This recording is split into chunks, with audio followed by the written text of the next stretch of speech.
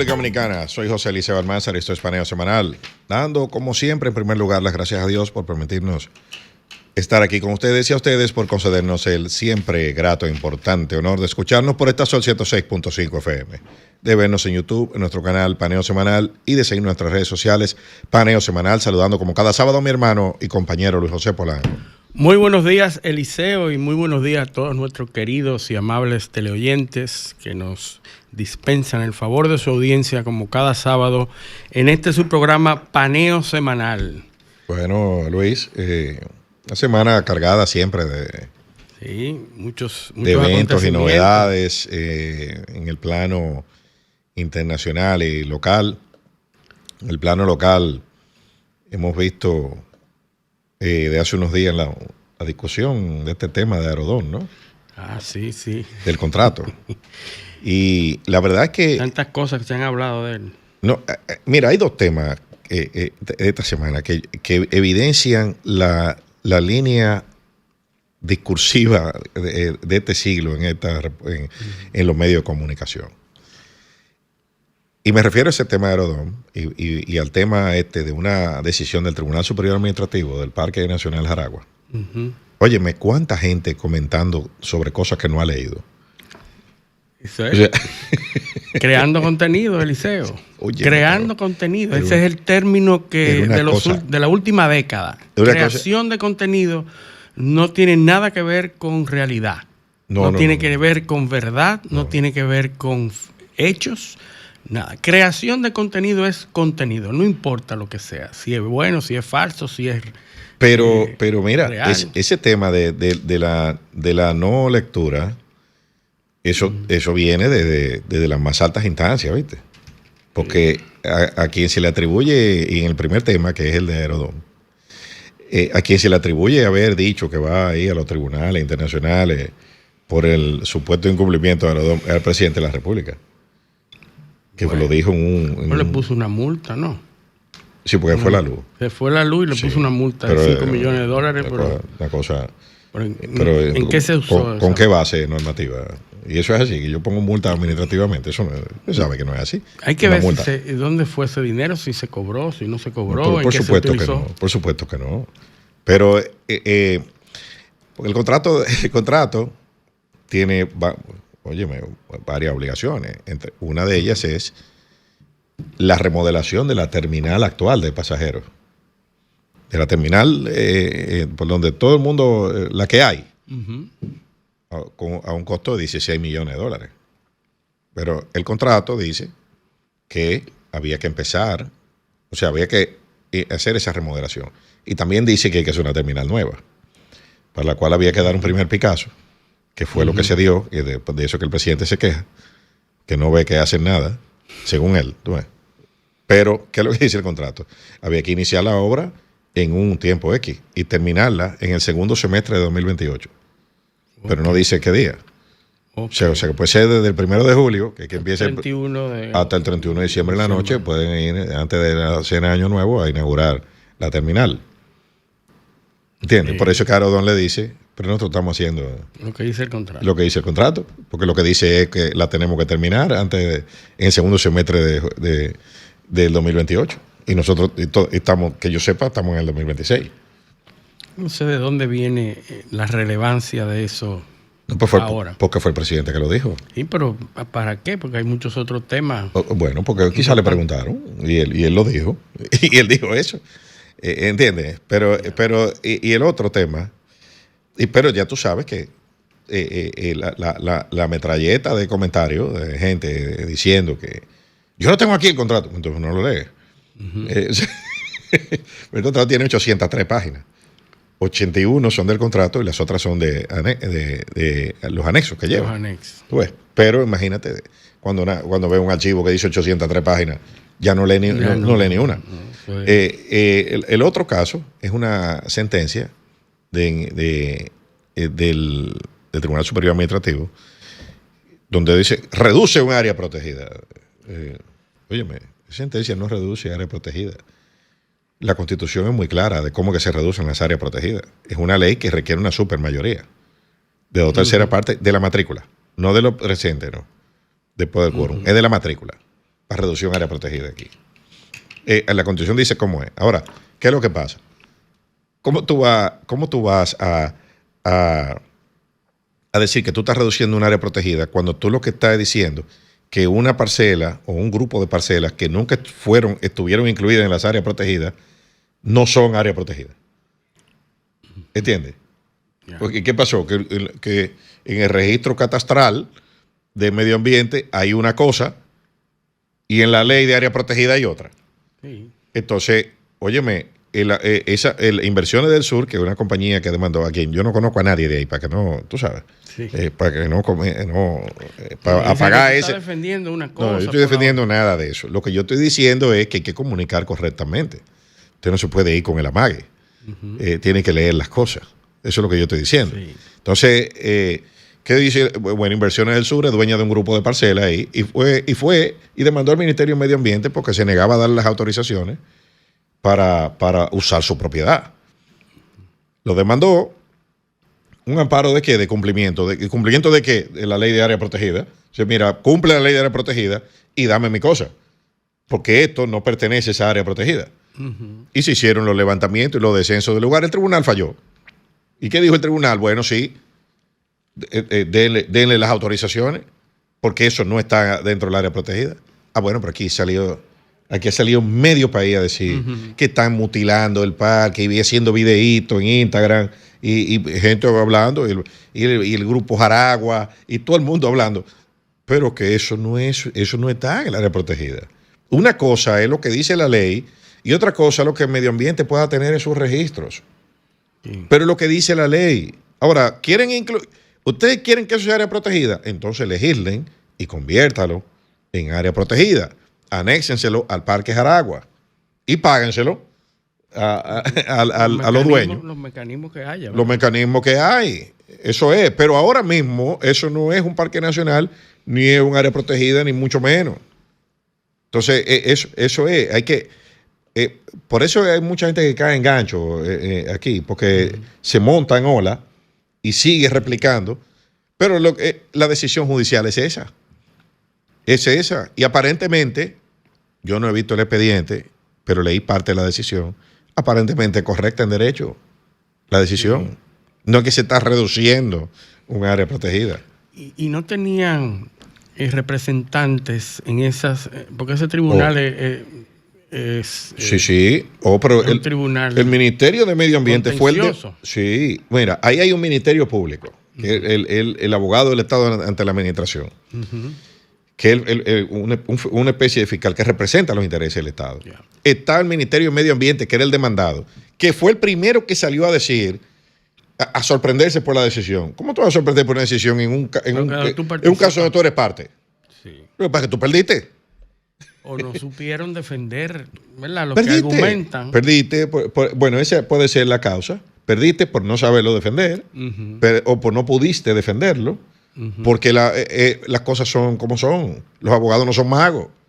Ni los jueces. Ni los jueces tampoco. ¿Entiendes? Pero lo que digo es que sacó un comunicado diciendo que tú vas a apelar. Óyeme, el que pierde apela. Eso es normal. Sí. Esa es la dinámica normal de tribunales, pero no hay que hacer y hay otra instancia, ¿verdad? Para sí, apelar. Claro. Las sentencias del Tribunal Superior Administrativo tienen rango de corte de apelación. Por lo tanto, van a la Suprema Corte de Justicia. Yeah. En materia de casación. Se preparen los grupos que se sientan afectados. No, hay gente que dice que va a intervenir. ¿Cómo usted va a intervenir en un proceso donde usted no fue parte? Sí. Usted tenía que intervenir en el proceso de primera instancia. Usted no fue parte. Entonces usted no puede alegar nada ahí. Pero bueno, eso quería decir eso, porque nosotros defendemos mucho aquí la comunicación basada en datos y en fact-checking. Y tratando de ser lo más más objetivo posible. Claro. Que esa es la idea. El fact-checking, eso es. Sí. Bueno, vamos al paneo entonces. Bueno, tenemos unas dificultades técnicas. Que nos escucha, vayan a la página de Sol, sí. 106.5, para que puedan escucharlo y verlo en vivo. ¿verdad? Sí, porque el YouTube está... Tenemos un problema con la transmisión de YouTube. Sí. Pero, bueno, iniciamos en que esta semana Eliseo perimió el acuerdo START. Realmente el acuerdo New START. El New START es el acuerdo Strategic Arms Limitation Talks. El acuerdo entre Estados Unidos y Rusia, la última versión, que limitaba las armas, a la proliferación de armas nucleares. El START era, el New START era el último, y hay que hacer un poco de historia, de dónde surge todo esto. A raíz de la crisis de los misiles del 62, en donde el mundo se vio al borde del inicio de una guerra nuclear que hubiese sido fatal para todo el mundo, por la crisis de los misiles, que muchas veces nos hemos referido a ella, Estados Unidos y Rusia acordó comenzar conversaciones para limitar el uso de armas nucleares. En ese momento se inició no como armas nucleares, sino como armas estratégicas, los famosos tactical weapons, las famosas armas tácticas y de lanzamisiles y cruceros de largo alcance, todo este tipo de armas, que era la que en los 62 se tenía en ese momento. Estados Unidos y Rusia iniciaron una carrera armamentística sumamente fatal para la amenaza mundial que se podría dar en estos escenarios. Y desde el 62, y a raíz de la crisis de los misiles, pues se comenzaron conversaciones. En el 69 comenzaron conversaciones también para que las armas se limitara el desarrollo de estas, ¿verdad? El acuerdo en el 69 fue el SALT, que era que yo había dicho, Strategic Arms Limitation Talks, que fue el primero, y se firmó en 1972.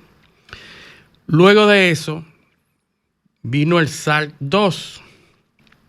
II, 1979, con Brezhnev y Carter. Firmaron el acuerdo. Se desarrollaron muchísimos otros acuerdos específicos para armas específicas que surgieron de estas negociaciones amplias de los SALT. Y en el 1992 se comienza el START, que es la Strategic Arms Reduction Treaty. Es tratado de reducción. Es decir, el primero era para limitar su desarrollo. Y el otro la reducción. Y el otro la reducción porque habían demasiado. Entonces, fíjense que no funcionó el primero, sí, porque si era para limitarlo, tuvo que ocurrir en 1982 uno para reducirlos. Y a partir del 82, con Reagan y Gorbachev, comenzaron estos tratados a ampliarse, a negociarse, a especificarse. Y el START 1 se firmó con Bush y Gorbachev en 1991. El START 2 con Bush y Yeltsin, ya Bush hijo. Y el New START fue Obama en el 2011. Es decir, estos tratados se hacían para comenzar a limitar, a reducir las cabezas nucleares y todos los armamentos estratégicos, y se renovaban por un tiempo definido, 10 años, 15 años, etc.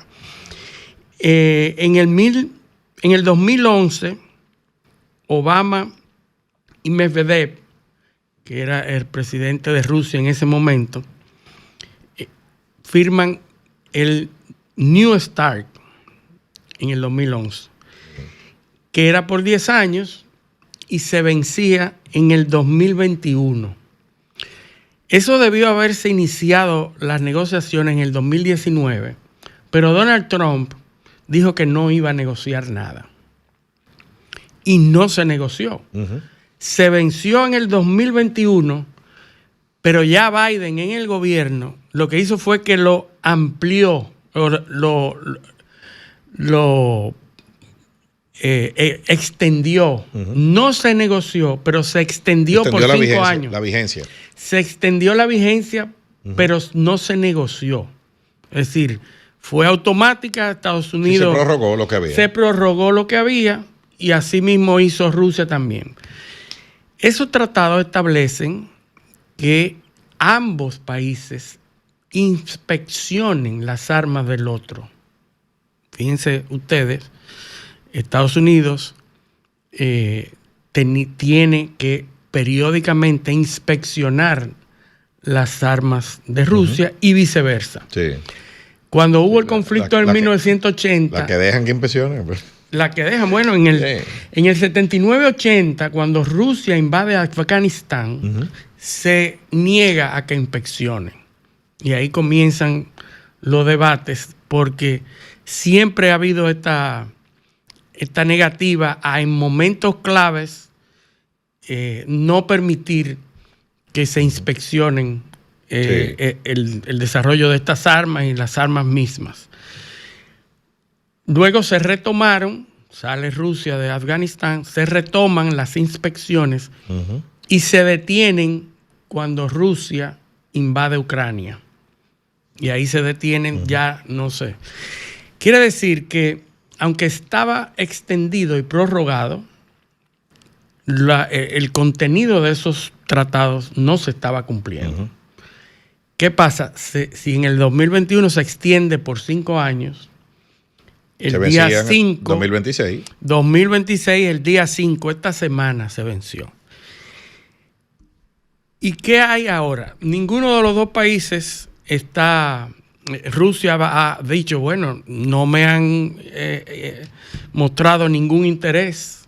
Estados Unidos dice que va a negociar otro tratado porque esos tratados han sido negociados muy pobremente y que ustedes se imaginan la personalidad de Donald Trump. Esos tratados no sirven para nada, nunca han servido y los míos que yo voy a negociar ahora en adelante, esos son los que van a servir. Sí. Pero ¿qué pasa? Esos tratados, pues, se venció el último, el 5 de febrero. No hay, por primera vez desde los 70, un acuerdo con respecto al desarrollo de armas nucleares. Por primera vez en la historia, en casi medio siglo, no hay un acuerdo que rija el uso y el desarrollo de armas nucleares. O sea que ahora entramos como en una especie de época del salvaje oeste, ¿no? Completamente. En las armas nucleares.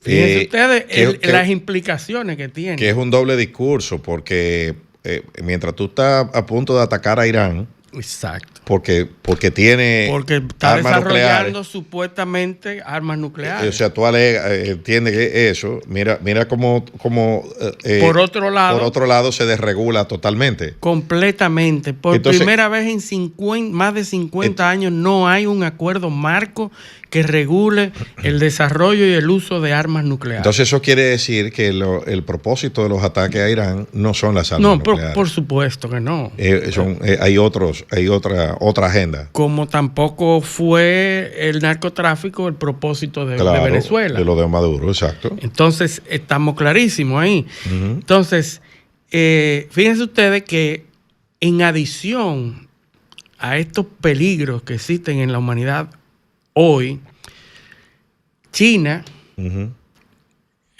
había sido objeto de denuncias de que está desde el 2020 está haciendo pruebas nucleares.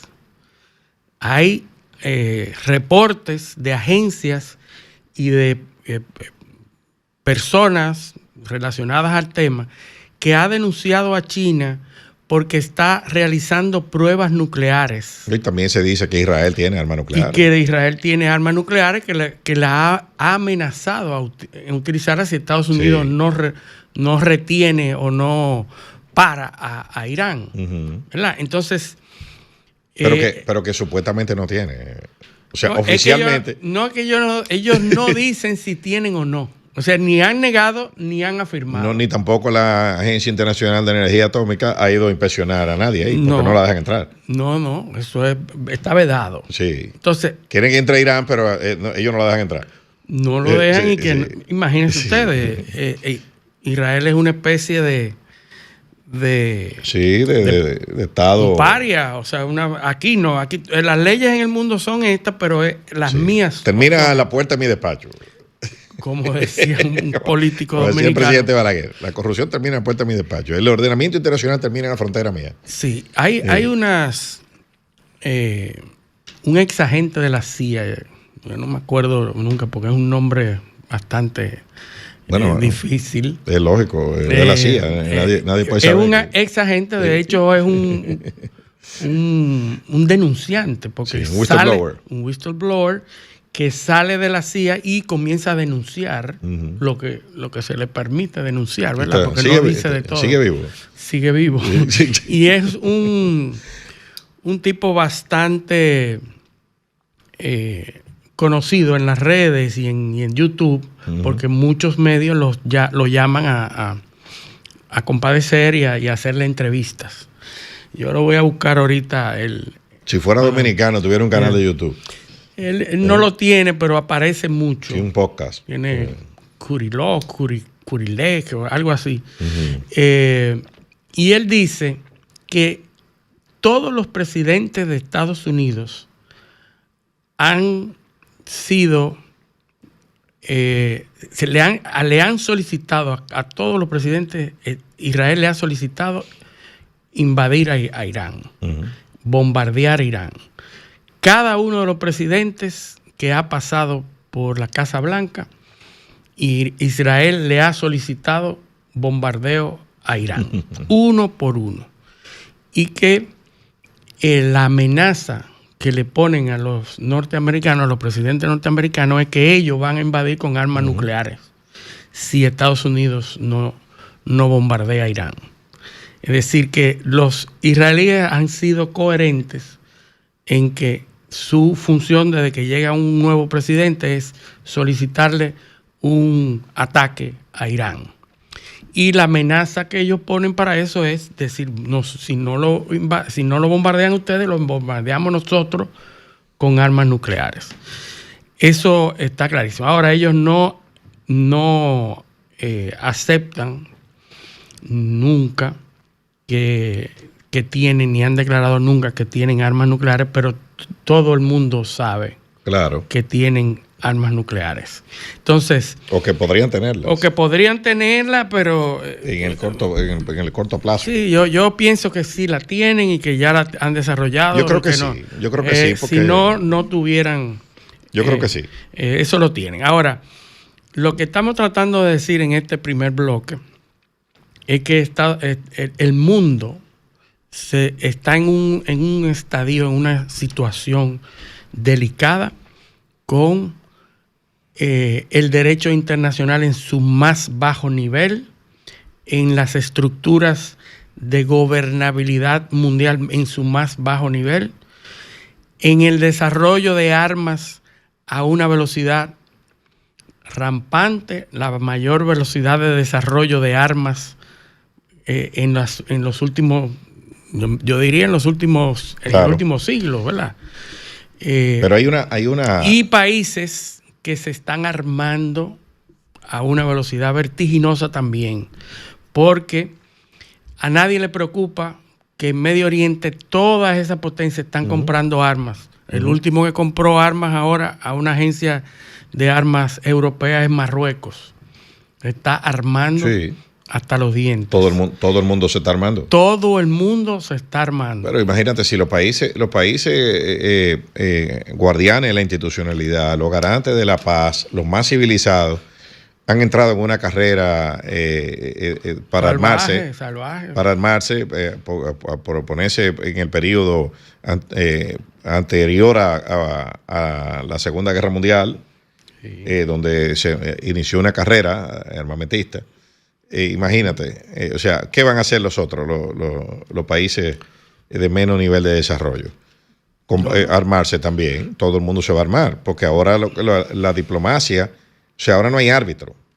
Sí. No hay árbitro y estamos en una época donde la seguridad de la impunidad es lo que pesa. O sea, usted puede ir a cometer crímenes, lo que eran crímenes de guerra, y no pasa nada.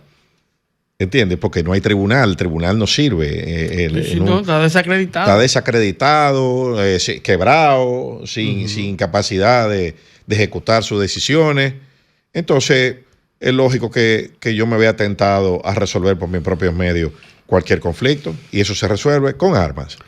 Y se están creando bloques en todo el mundo en función de quién es mi enemigo en términos de país. Si, por ejemplo, si la India es enemigo de Pakistán, entonces Pakistán busca a los enemigos de la India y la India busca a los enemigos en bloque.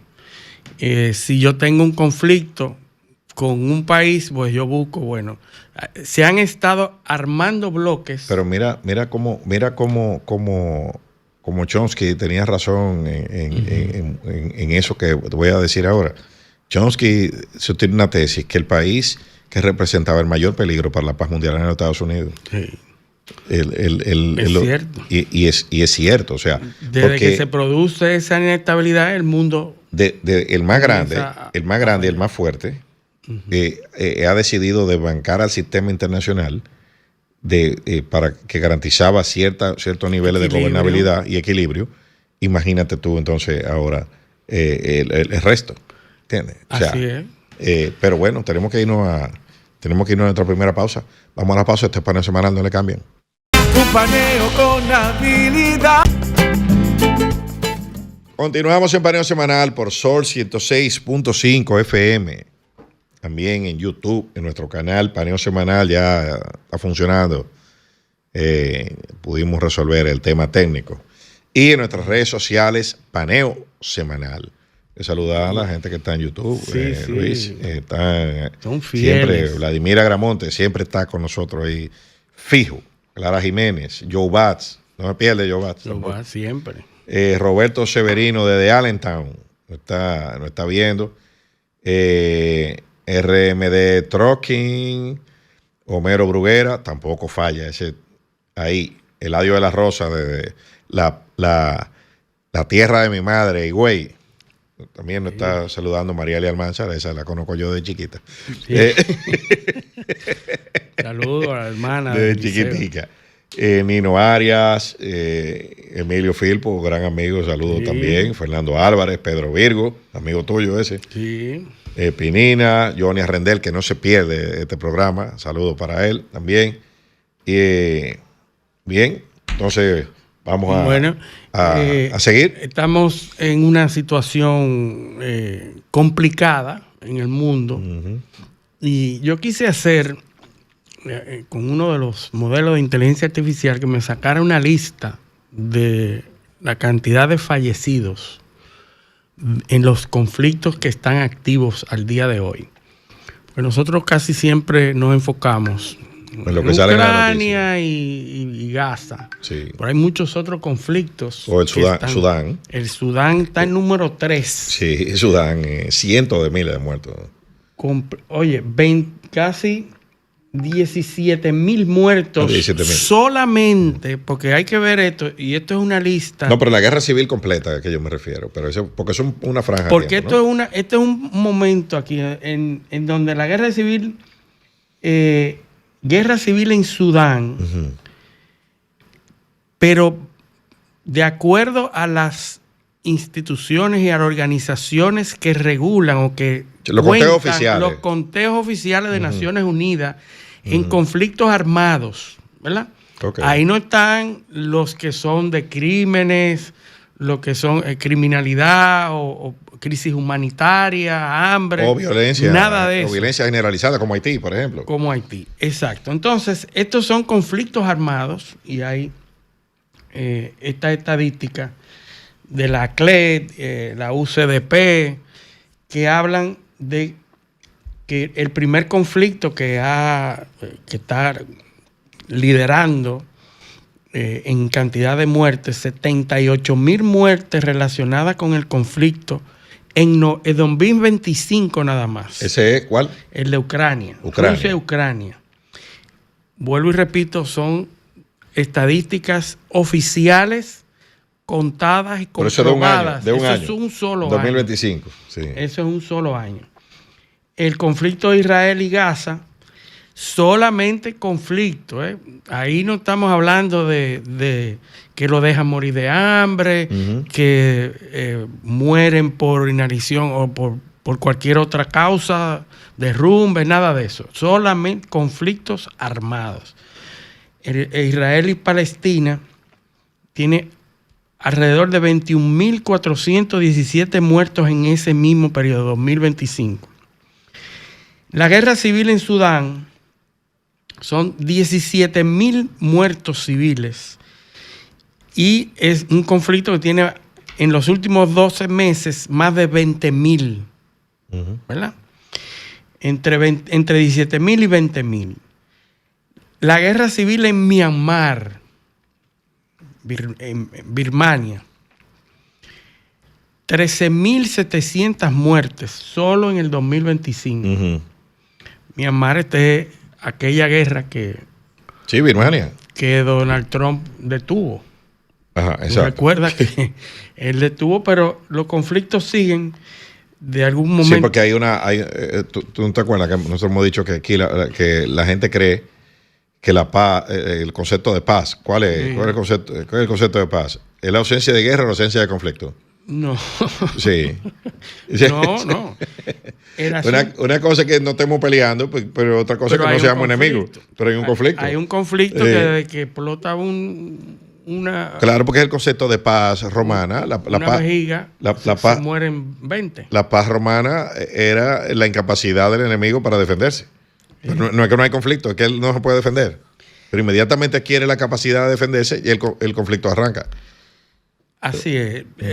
La lista sigue, y no vamos a entrar en cada una de ellas, pero en otro punto, en otra vertiente, las violencias y conflictos en México, Brasil, Ecuador y Haití contribuyen de manera significativa a más de 240,000 muertes por violencia política y conflictos en el mundo en los últimos 12 meses nada más. Es decir, que la guerra por un lado, los conflictos armados, y por otro lado los conflictos de violencia política, 240,000 muertos. Fíjense ustedes que el mundo está convulso, está en un momento difícil. De agitación. Y todo por una desestabilización del poder visible. Porque cuando hay un solo eje hegemónico, un solo polo, pues las cosas se alinean y a nadie le preocupa.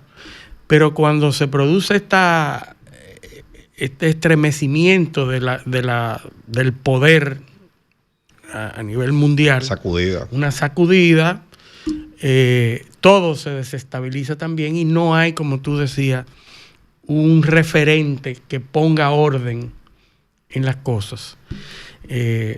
Para mí ese es el gran problema. El problema no es que haya conflicto, que ya lo es. Sí.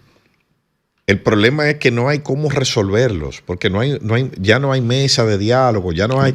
Y todos los mecanismos están desacreditados. Exacto, ya están desprestigiados, sin dinero, sin respaldo, sin ningún tipo de aval para actuar. Yo pienso que esto va a provocar y debe provocar una reconsideración de los organismos internacionales, una reestructuración. Nosotros teníamos antes la Liga de Países que se transformó en Naciones Unidas. La Liga de Naciones. La Liga de Naciones, perdón. La Liga de Naciones que se transformó en Naciones Unidas.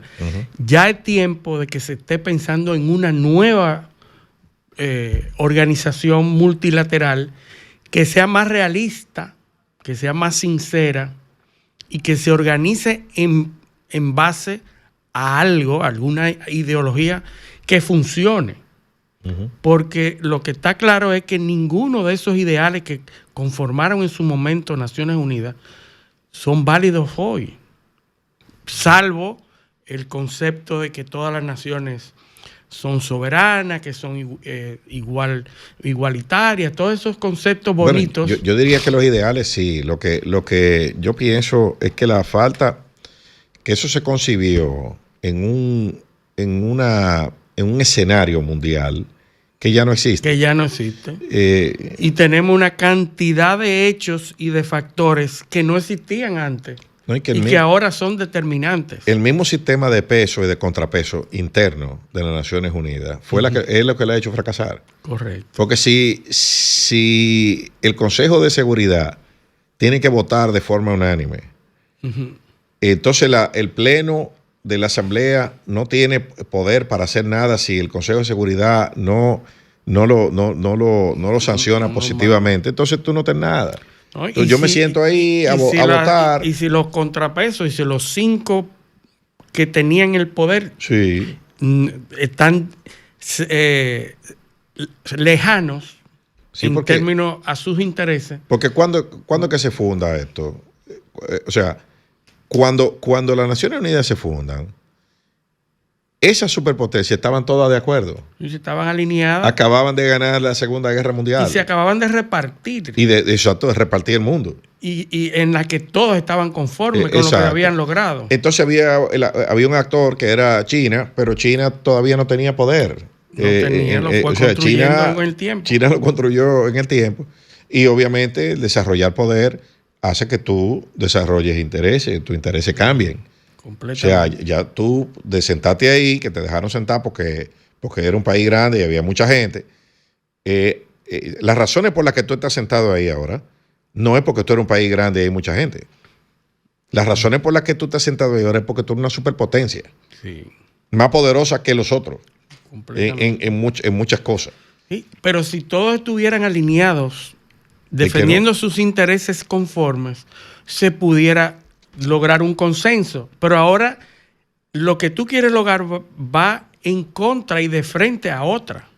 Sí, claro, porque es lo que está pasando en Estados Unidos y Europa ahora porque mismo. en ese momento el mundo se dividió en dos. Sí.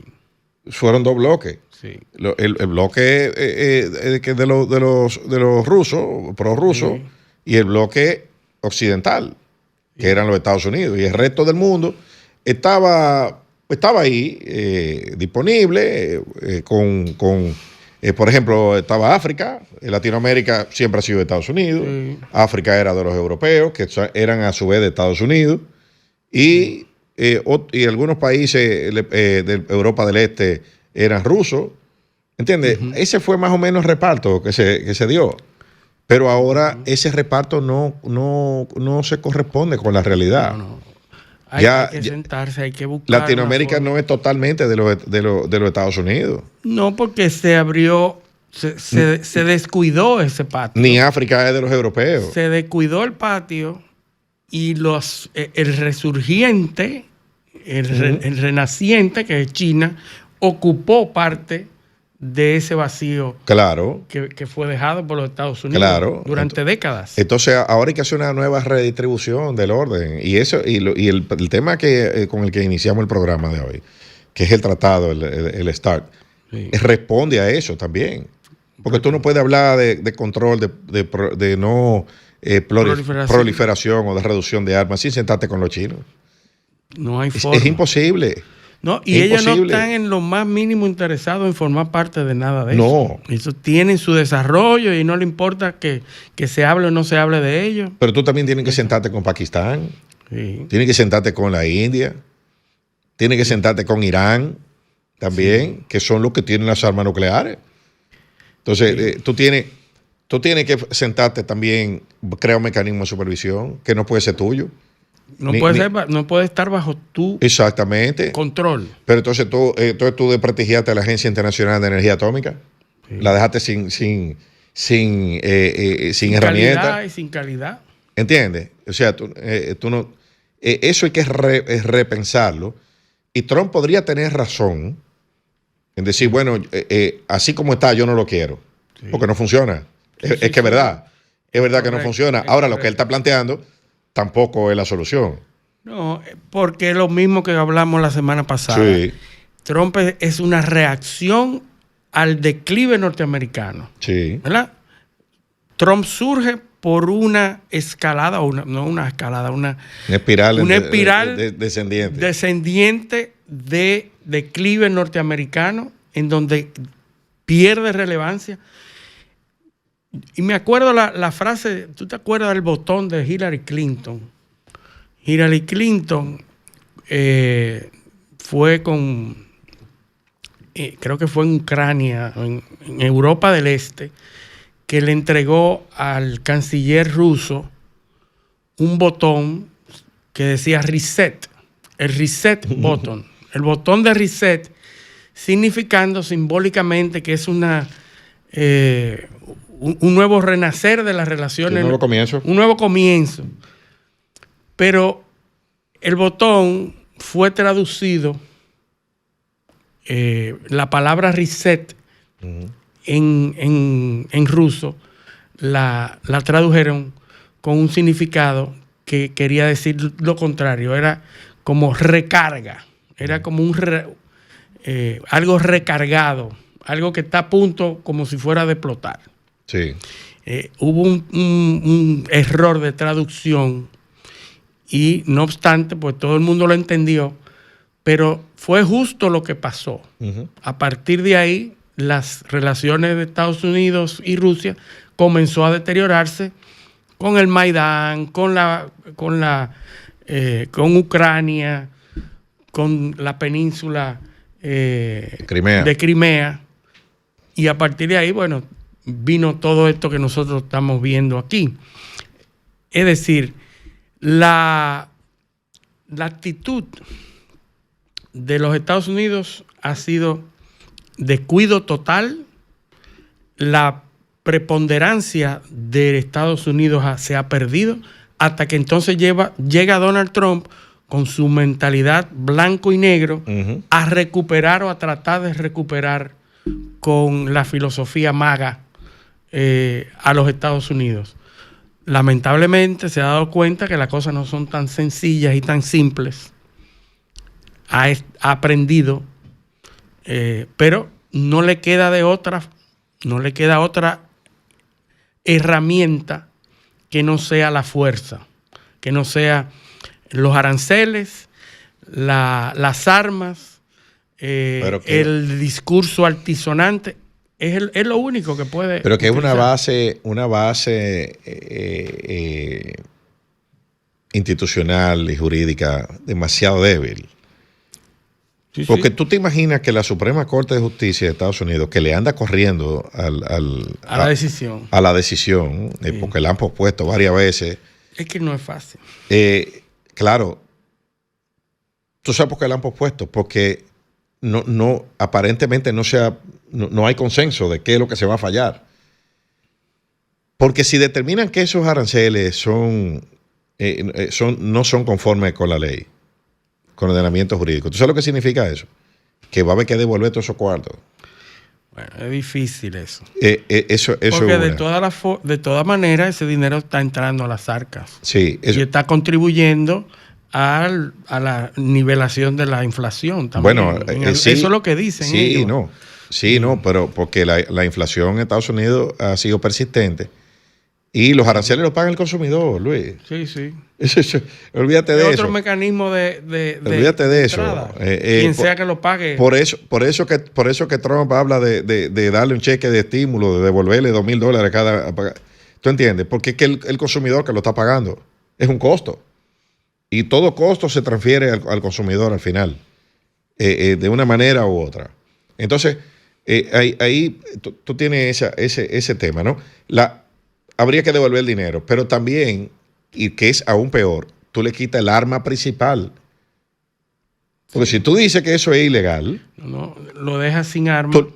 ¿Con qué va a Trump a amenazar a los otros países? ¿Con invadirlo? Solamente con la parte militar. Le quedaría nada más la militar. Exactamente. Entonces, eso es lo delicado de lo que podría desatar. Y por eso es que yo creo que se están tomando su tiempo para determinar si eso puede seguirse haciendo o no. Es complicado. Yo creo que va a venir alguna decisión salomónica que deje eso en una zona gris para él poder seguir. Porque en Estados Unidos también se piensa a largo plazo y a Trump le quedan 3 años nada más en el poder. Sí. Por eso el tema de la posible y distante, diría yo, reelección. No, eso se utiliza, pero se utiliza para dar esperanza o para lo mismo que se usan las armas y los aranceles, que es amenazar. Sí, claro.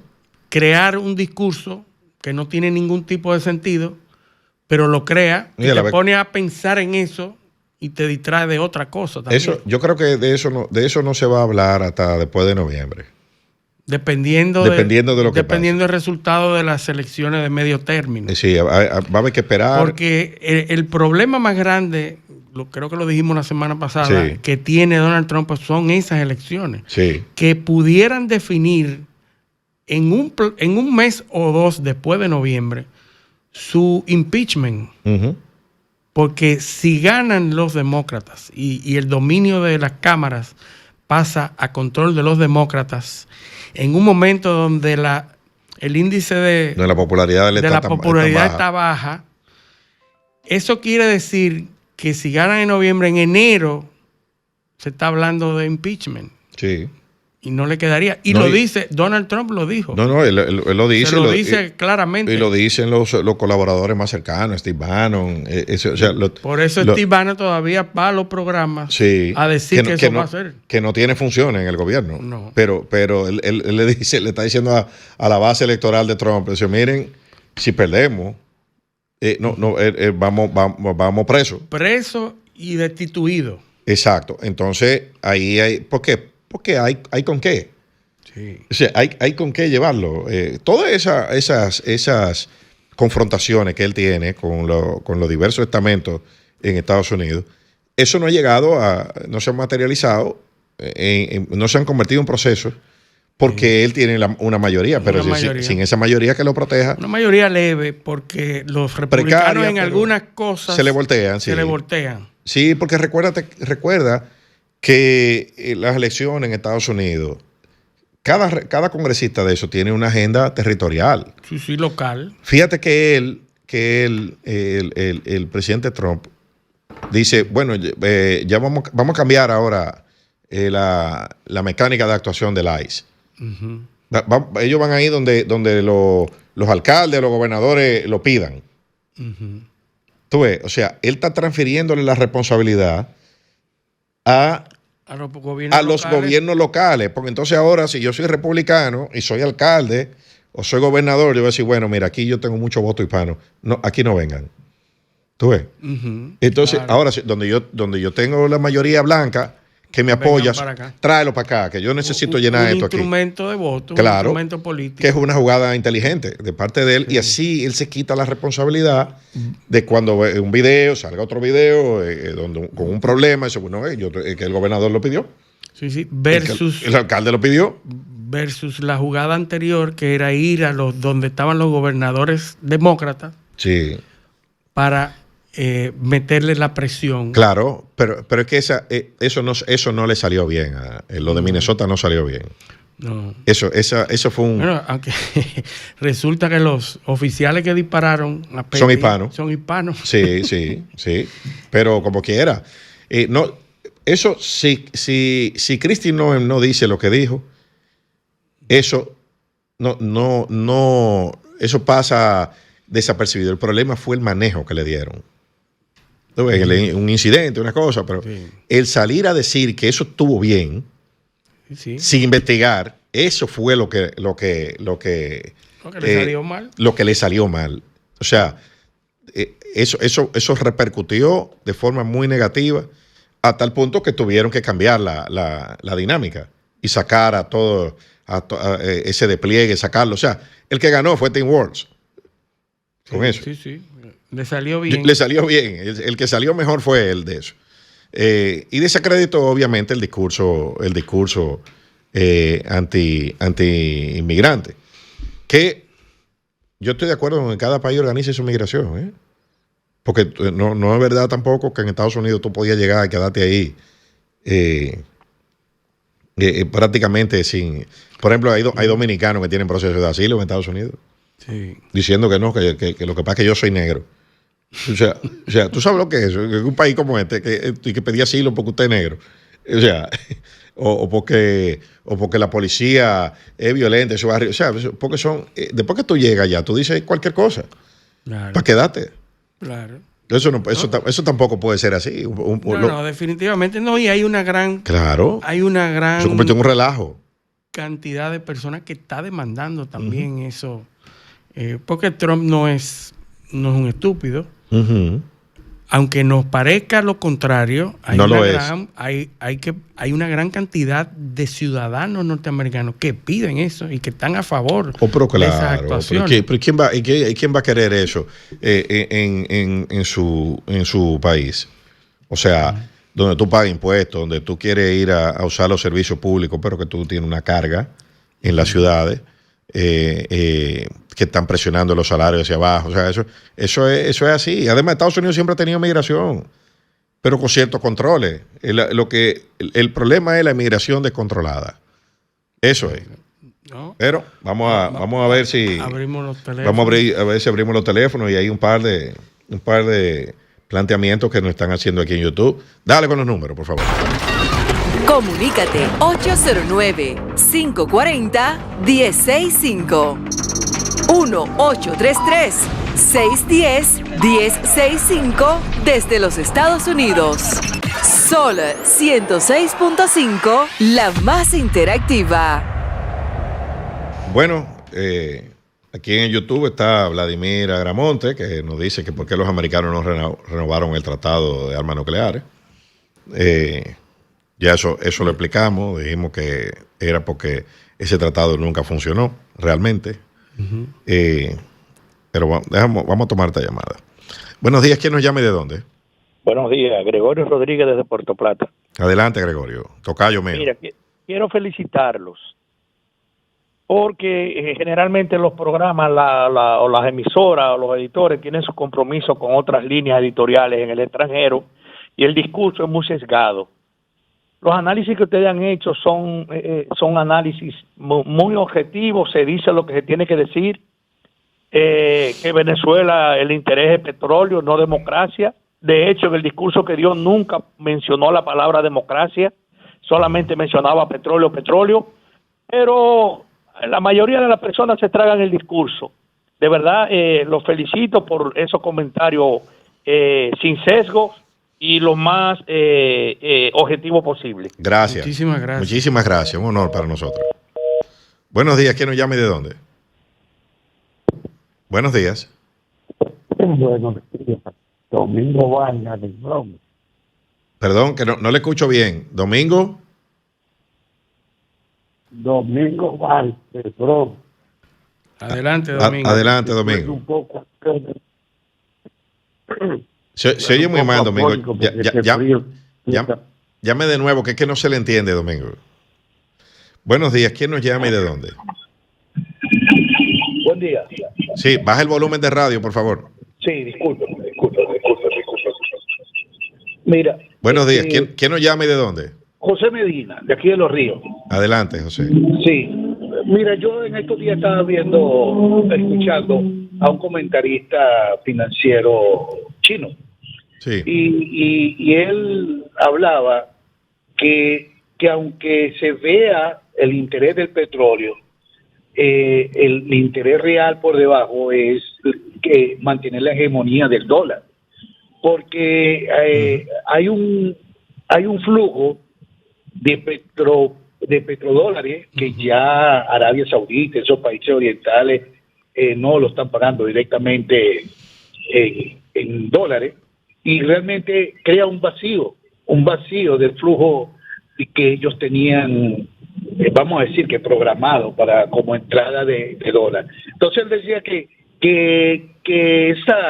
esa pared, esa cortina con respecto al dólar puede ser una realidad, pero que la gran realidad sigue siendo la hegemonía del dólar. Sí. Que ellos, la preocupación que tiene es que realmente su patio trasero, algunos bloques fuertes, realmente se gire hacia no consumir el dólar.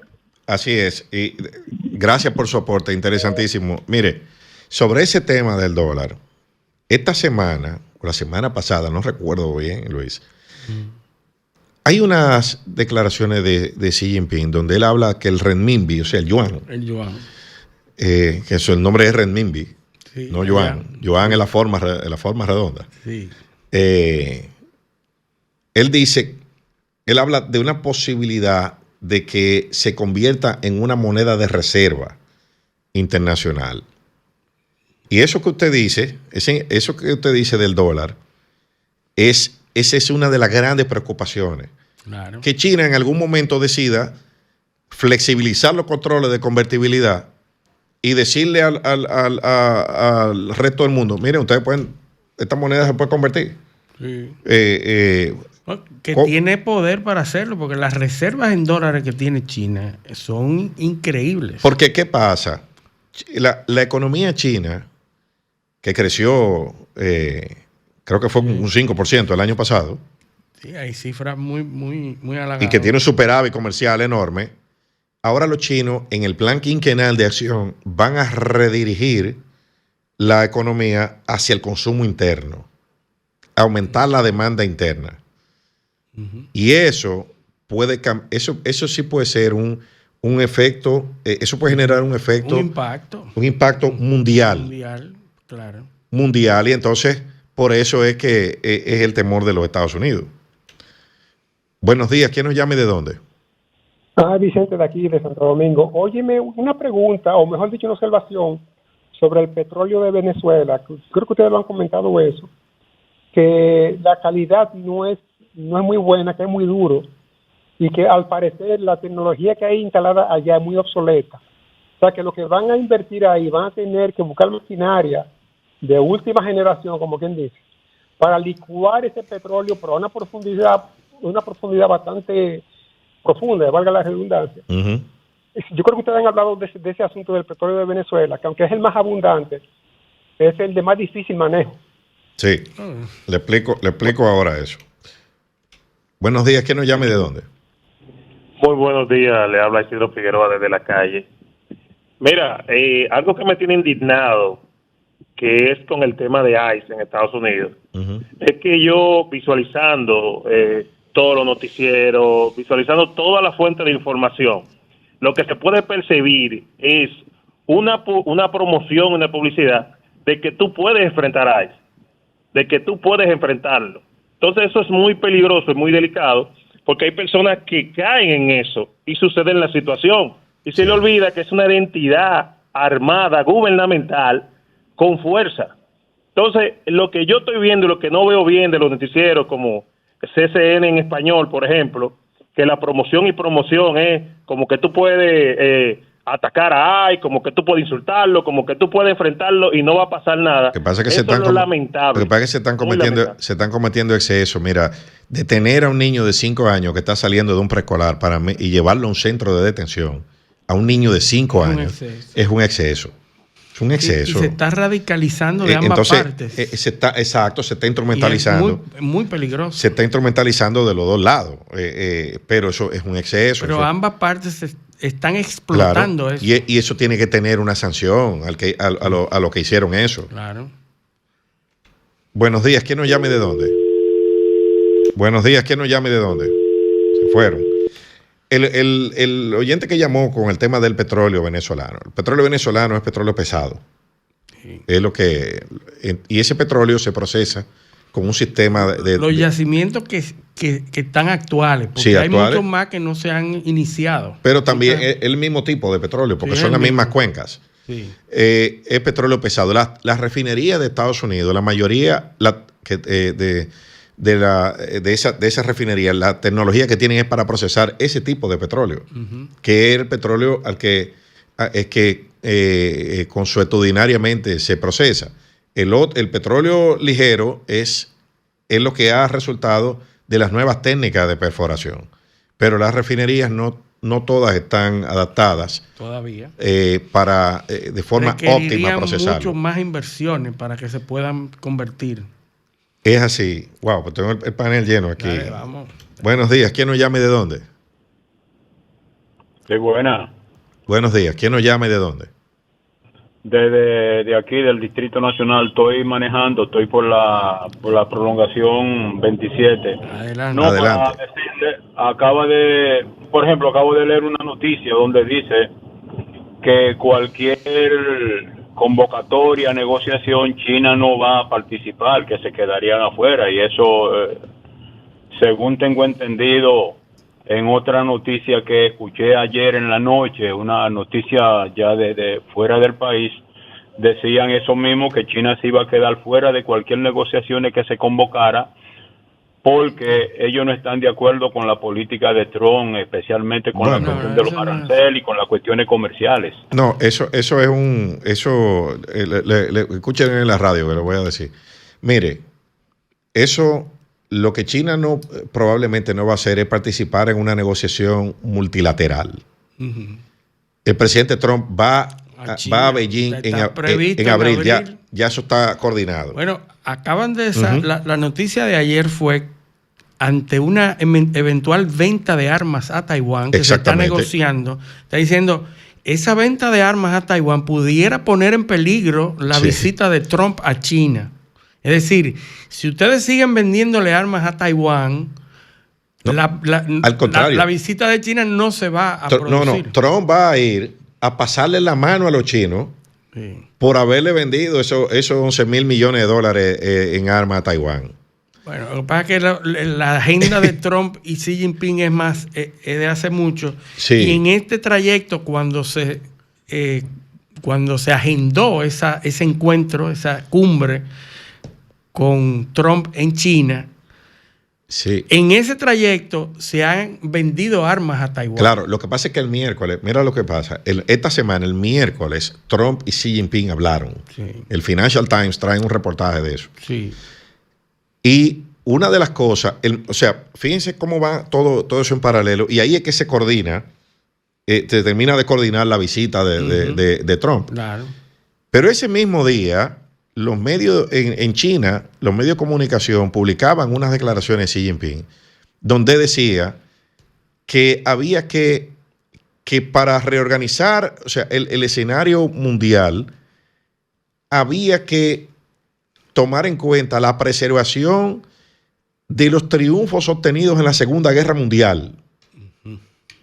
Fíjate, ¿dónde va? ¿Tú te fijas por dónde que él va?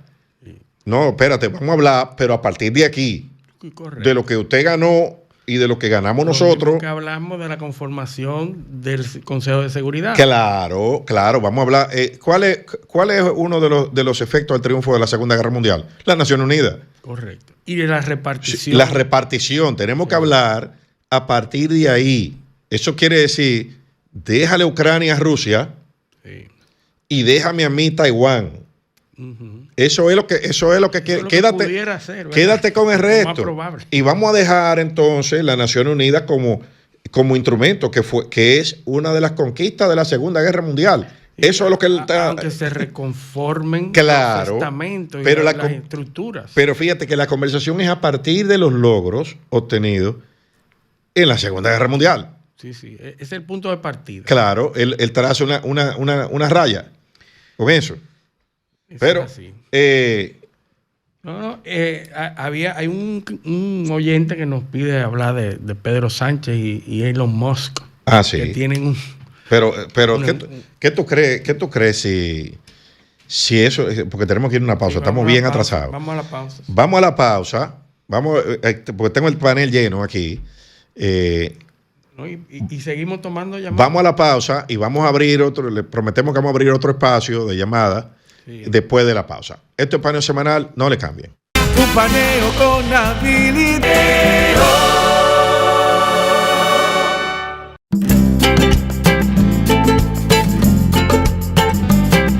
Estamos en Paneo Semanal por Sol 106.5 FM, también en YouTube, en nuestro canal Paneo Semanal y en nuestras redes sociales Paneo Semanal. Entonces, bueno, vamos a continuar con las llamadas. Ahí está. Tengo 2 llamadas aquí, pero después de esta llamada, tira los números de nuevo, por favor. Para que la gente llame. Déjame coger esta llamada. Buenos días, ¿quién nos llame de dónde? Buenos días, es José Medina, nuevamente.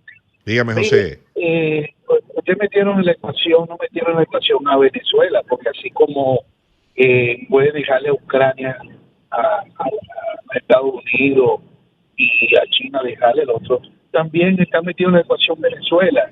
Oye, déjenme tranquilo Venezuela, que yo ese es el potencial de petróleo, el sustento de petróleo más fuerte que yo tengo.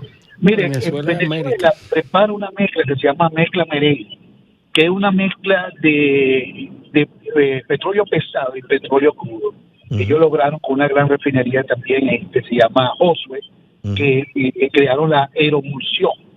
La aeromulsión fue un gran logro científico donde lograron transportar y mezclar contenido de agua con petróleo y después lo vuelven para que los oleoductos funcionen mejor, porque tenían este tipo de petróleo pesado para moverlo, se necesitaba diluyentes muy potente.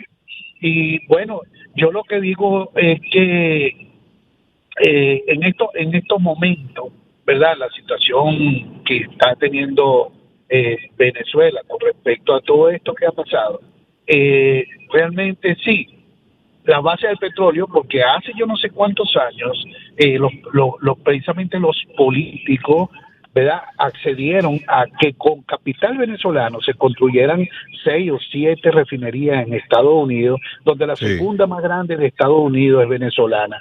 Y eso fue creado porque en ese momento el potencial de consumo de diésel era inmenso.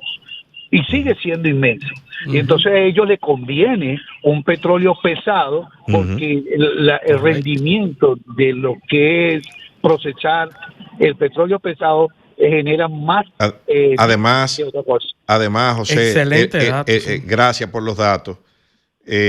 Además de eso, es el tema del costo de extracción. Sí. Es que en Venezuela es una fracción de lo que es en Estados Unidos. Entonces, por el tipo de petróleo. Buenos días, ¿quién nos llame de dónde? Buenos días, habla Merky Roa del Ensanche La Fe. Adelante, hable un poco más fuerte, que se oye muy lejos. Sobre la política de Trump en cuanto a los países, de liberar los países de los dictadores, yo creo que es lo mejor que puede hacer un presidente de Estados Unidos, porque esta política de Trump está luchando, no es la dictadura en sí, sino la forma de que los habitantes que esa dictadura están manejando tengan la libertad de poder comer, tener libertad de hablar, libertad de cambiar a sus autoridades cuando puedan. O sea, él está luchando para el beneficio de la pobreza de esos países, el hambre que está pasando, para que no mueran de hambre. Muchas gracias. Muchas gracias. Buenos días. ¿Quién nos llama y de dónde? Sí, buenos días. Les saludo desde Nagua. Les felicito por su gran programa. Muchas gracias. Por favor, hablen algo sobre Haití, si es posible. Eso va. Quédese en sintonía, que ese es el tema que va en el próximo bloque, Haití. Como no, muchas gracias. Gracias. Entonces, ¿qué? Elon Musk versus España. Bueno, sí, pero tenemos nuestros usuarios, nuestros oyentes que preguntan de esta disputa que hay con Pedro Sánchez. O sea que Elon Musk es un troller. Es un troller, un tipo que nació, creció en las redes, es dueño de dueño de Twitter, y eso es lo que más le gusta. Entonces, hay 2 temas donde hay una diferencia. España, el tema migratorio de Pedro Sánchez, y el tema de la regulación a los menores de acceso a las redes. Sí. Son 2 temas que Elon Musk se sintió motivado a escribir y habló de Pedro Sánchez, le dice muchos epítetos y Pedro Sánchez entonces contesta y le habla de que Marte puede esperar, pero los humanos no pueden esperar. Es decir, que lo pone en eso, y hay un debate, pero nada importante, porque en el fondo lo que hay es el tema migratorio, que Elon Musk ha dicho que es un tema político electoral, que lo es, que es correcto. 500,000 votos legalizados para que voten y pero que sea también, una herramienta de voto. Pedro Sánchez tiene un punto, y es que España tiene un problema de población. Completamente. Entonces, y de servicios sociales. España necesita urgentemente añadir contribuyentes a su sistema de pensiones y contribuyentes al sistema fiscal. Es un problema que lo están teniendo muchos países. Ahora salió Chile con ese mismo tema. Claro. Chile que tiene un problema de que el mismo problema que hablamos de Japón hace unos días. En los próximos años van a haber más defunciones que nacimientos. Exactamente. Entonces, tú necesitas, ¿cómo el sistema de seguridad social va a funcionar? ¿Quiénes son los contribuyentes, los que van a pagar impuestos? No hay sistema que soporte. Exacto. ¿Quién va a ser la mano de obra? Tú tienes que llevar gente de algún lado. Sí, ¿no? Y el partido que no se monte en eso va a fracasar también. Claro. Entonces, yo leía un análisis de la contribución de la migración a España, 10% del Producto Interno Bruto, versus un 1% que consumen en gastos. Así o sea, el país gasta un 1% del PIB dándole servicio a inmigrantes y recibe un 10% en contribución. Entonces yo creo que es un buen negocio. Sí, otro usuario que nos pregunta por el precio que va a pagar. China dice que van a pagar un precio muy caro por la disolución del contrato de administración del canal. Lo primero es que no es de administración del canal. No. China no tiene ni ha tenido nunca la administración del canal. Son concesiones. Tiene concesiones de operación de puertos, que es diferente, muy diferente, y que la Suprema Corte de Panamá ha determinado años después de estar operando que el contrato era inconstitucional. Sí. Algo que es cuestionable, ¿verdad? Presiones externas. Recuerda que la ley y la Constitución. A compañías que son compañías privadas de Hong Kong, en Hong Kong. Y la seguridad jurídica. Y que anteriormente esas mismas compañías han tenido problemas con el gobierno de China. Que están sancionadas en China. O sea, el gobierno de China ha sancionado a esa empresa que está operando en Panamá. Exacto. O sea, que no fue a China, que sancionaron. No fue a China. Eso es. Pero era una cuestión que quieren esos puertos para compañías norteamericanas. Completamente. Y había que quitárselo al que lo tuviera. Mira, esa compañía podía ser francesa y lo iban a quitar. Sí. Porque Estados Unidos entiende que tienen que manejar, por razones de su seguridad estratégica, tienen que manejar todos los puertos que están en eso. Pero eso no es a China.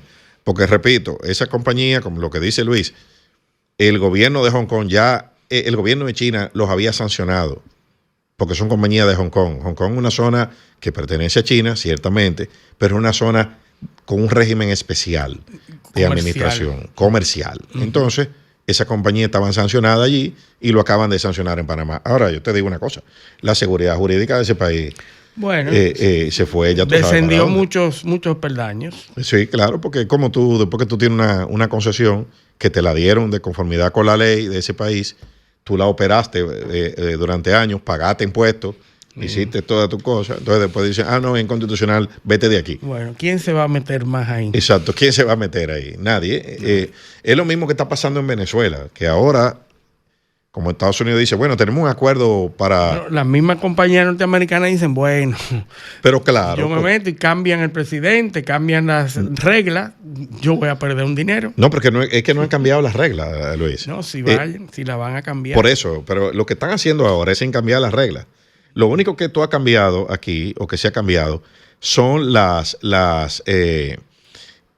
sanciones que se han ido flexibilizando. No la han quitado totalmente, pero ha sido gradualmente. Porque, por ejemplo, se emite una licencia para actividades que tengan que ver con el mercado petrolero.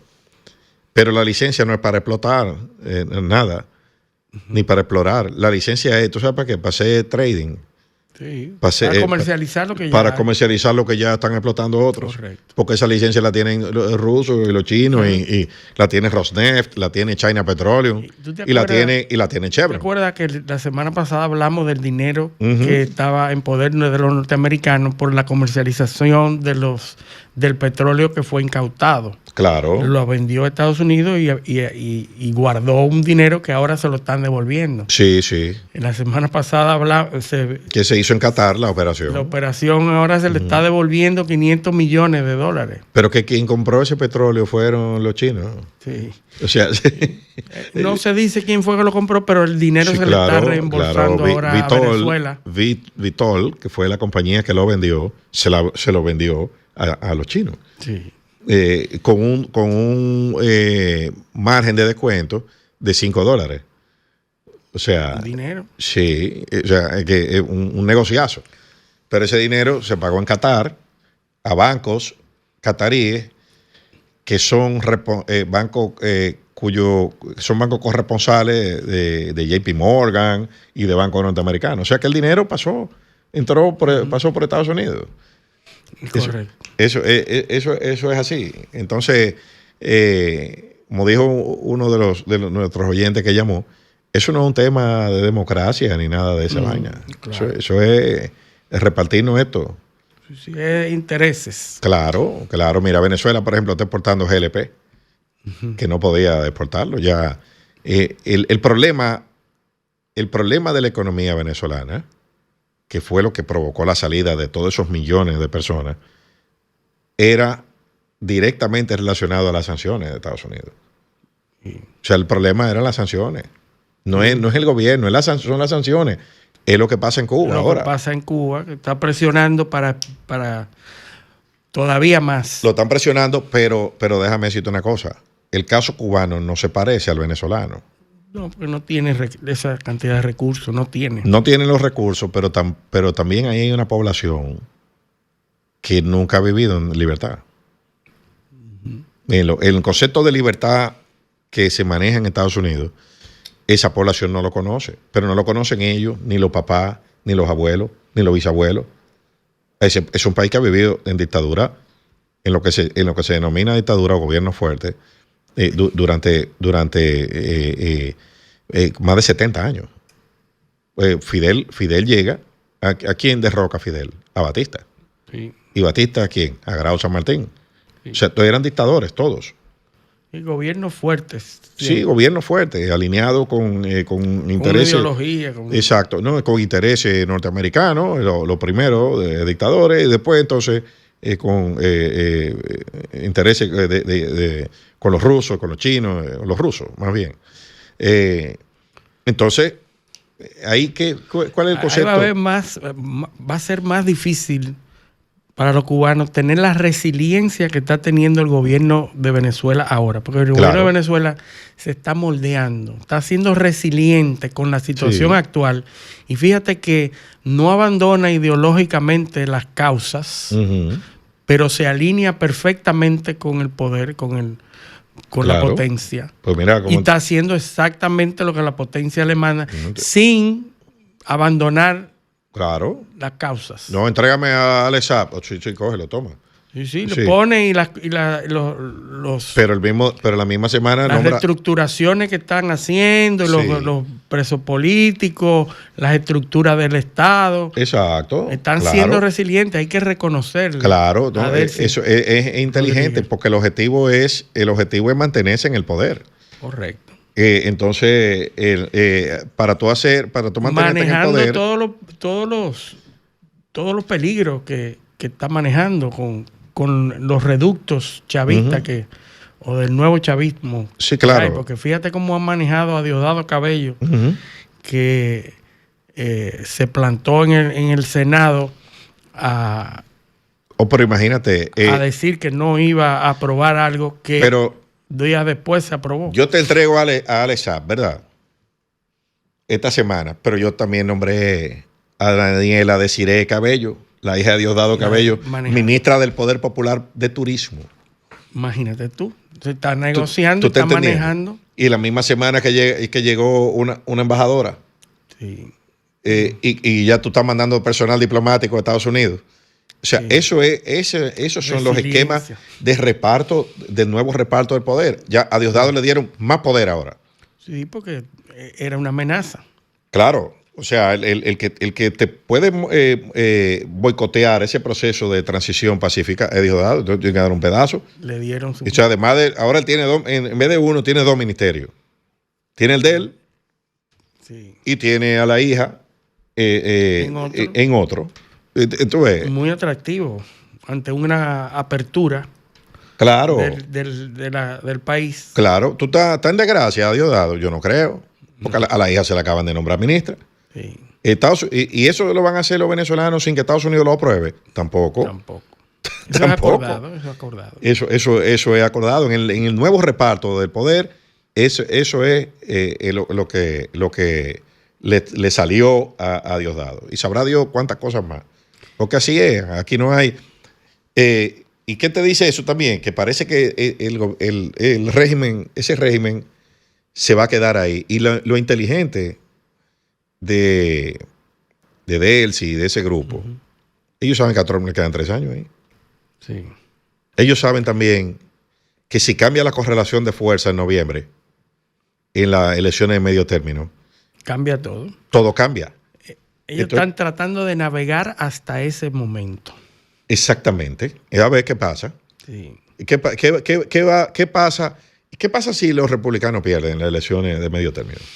¿Tú crees que Trump va a poder lanzar todos esos operativos? Eso cambia toda la correlación de fuerza.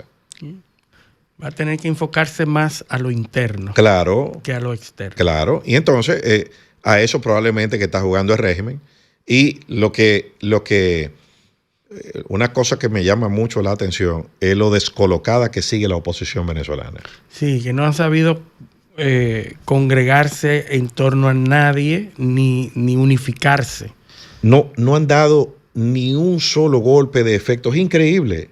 O sea, sacan a Maduro, que es su némesis y su razón de existir, y todavía ellos no han podido dar un golpe de efecto de importancia. O sea, María Corina Machado fue a la Casa Blanca y la recibieron por la puerta de atrás con tú sabes, una cosa como a llevarle la medalla a Trump. ¿Tú estás entendiendo? O sea, nada sustancioso. Ahí no se ha convocado ni una gran concentración. Oye, tuvo que venir, ayer creo que fue un obispo, un alto miembro del clero venezolano que llamó a concentrarse frente a las cárceles en apoyo a los presos políticos. O sea, eso son causa de la oposición. Mira, un usuario nos está señalando que Diosdado también tiene el CENIAT, que es la aduana Imagínate.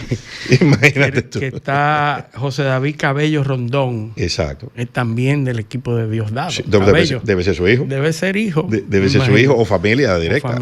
Ya tú sabes. Bueno, pero vámonos a nuestra última pausa. Y después que volvamos, vamos a hablar de Haití. En Haití están dando acontecimientos interesantes entre hoy y mañana. Vámonos a la pausa. Esto es Paneo Semanal. Un paneo con habilidad. Bueno, continuamos en Paneo Semanal por Sol 106.5 FM, también en YouTube, en nuestro canal Paneo Semanal y en nuestras redes sociales Paneo Semanal. Entonces, vamos a la última parte del programa, los últimos minutos que nos quedan. Vamos a hablar de Haití. ¿Cómo sigue Haití? Bueno, en Haití hay cambio de autoridades. Ya finalmente parece que se pusieron de acuerdo. Al no poderse poner de acuerdo, van a optar por hacer lo que están diciendo los Estados Unidos que hagan. Parece que la presencia de 3 barcos de guerra ha contribuido. Sí, aviones, llegaron 2 aviones con helicópteros, con personal armado. Parece que eso dificultó el ponerse de acuerdo para no hacer lo que decían los Estados Unidos y finalmente van a hacer lo que dicen los Estados Unidos. El Consejo Presidencial de Transición cesa hoy, 7 de febrero. Mañana hay una ceremonia de transmisión de mando, hay un discurso hoy del presidente del Consejo, Laurent Saint-Cyr, va a hablar. Ya hay una comunicación del Consejo invitando a las autoridades a la transmisión de mando. El mando lo va a asumir el primer ministro Didier Fil-Aimé. Va a ser a partir de ahora, él va a gobernar sin el Consejo. Okay. Él va a gobernar el país con un Consejo de Ministros. Yeah. Eso es lo que va a suceder allí. Va a gobernarlo de manera transitoria, obviamente, en principio hasta el año que viene, porque se prevé... ¿Cuándo vienen las elecciones? En teoría las elecciones son en este año. Pero eso todavía... Pero si él está puesto para hasta el año que viene, obviamente este año no van a hacer. No, porque la transmisión de mando es el 7 de febrero del próximo año. Ah, del próximo año. Porque esa es la fecha donde se transmite el mando. Ya, o sea que sí puede ser en este año. Bueno, eso sí hay condiciones para hacerla. ¿Cuál es el problema? Porque siempre hay un problema en esto. El Consejo Presidencial de Transición había sido designado fruto de una negociación que se produjo, tuvo como foro, como sede, el CARICOM. Entonces, ahí estuvieron representados muchos grupos políticos haitianos, partidos políticos, empresarios, agrupaciones, subgrupos que se constituyeron en un solo ente para participar ahí. Y salió lo que salió. Ese Consejo Presidencial de Transición, fallido desde el principio. Yo recuerdo que aquí lo dijimos, imagínate tú, eso lo va a manejar cada 6 meses un presidente nuevo, ya tú sabes lo que va a pasar ahí. Bueno, lo primero que hubo fueron eran 9 miembros, 7 votaban, pero ya habían 3 con expedientes de corrupción. Completamente. Y eso de ahí en adelante, eso no sirvió para nada. Al ministro, nombraron un primer ministro que fue Gary Conil, ellos mismos lo destituyeron después y nombraron al que está ahora. El caso es que llegamos a donde llegamos ahora. ¿Cuál es el problema? Que no hay ningún partido político representado allí. Son grupos que representan intereses. Didier Filemé es un empresario. Empresarios. Y Laurent Saint-Cyr, que es el presidente del consejo que está saliendo, fue que bloqueó, porque intentaron destituir a Didier Filemé hace como 10 días. Y incluso había una resolución de destitución firmada. Que no se llegó a firmar por el secretario. Exacto, el secretario no la firmó, no la tramitó, y el presidente del consejo no la tramitó tampoco. ¿Y por qué? Porque Laurent Saint-Cyr es un empresario y Didier Filemé es otro. Ellos dos representan al empresariado haitiano. Entonces los otros, ellos lo que hicieron fue sacar a los políticos del manejo del Estado. Pero que son políticos unitarios que no representan masa, no representan... Bueno, ese es el problema, electores. Que tú ahora sacaste del poder en Haití a los que tienen cierto liderazgo con la porque querrámoslo o no, esos son los partidos que hay, las fuerzas políticas que hay. Está Petit Dessalines, PTHK, Familia Balaz, el partido de Aristide. O sea, esa gente va a estar sin ningún tipo de representación en el manejo del Estado. Y el Estado tú tienes que equilibrarlo. Tú tienes que tener empresarios, pero tienes que tener políticos también. Bueno, y esos políticos, ¿qué tan representativos son de votantes, de ciudadanos haitianos? Porque eso no se son sabe. Políticos de título, porque no hacen otra cosa, porque no son empresarios. Ahora, ¿tienen masa votante? ¿Tienen capacidad para llamar? Eso no se sabe. Ahora, lo que sí te digo es que muchos de esos políticos son los responsables del fortalecimiento de las bandas en Haití. Claro. Pues, porque esas bandas nacieron como yo grupo sigo a un de choque. político y como este político se eliminó, sigo a otro que puede ser militar, puede ser banda. Estados Unidos está tratando pienso que lo que puedo leer por los últimos movimientos que han hecho los Estados Unidos es tratando de que el poder de control de Haití lo ejerzan los empresarios. Negocio. Bueno, que son los intereses. Exacto, que los intereses sean los que gobiernen Haití. Esta semana, una jueza paró la suspensión del TPS para los haitianos. Es una decisión política. Porque son 350,000 haitianos que serían deportados a Haití, pero esos 350,000 haitianos mandan $4,000 millones. ¿Tú ves? Entonces, si tú le quitas eso... empeora la crisis. Empeora la crisis.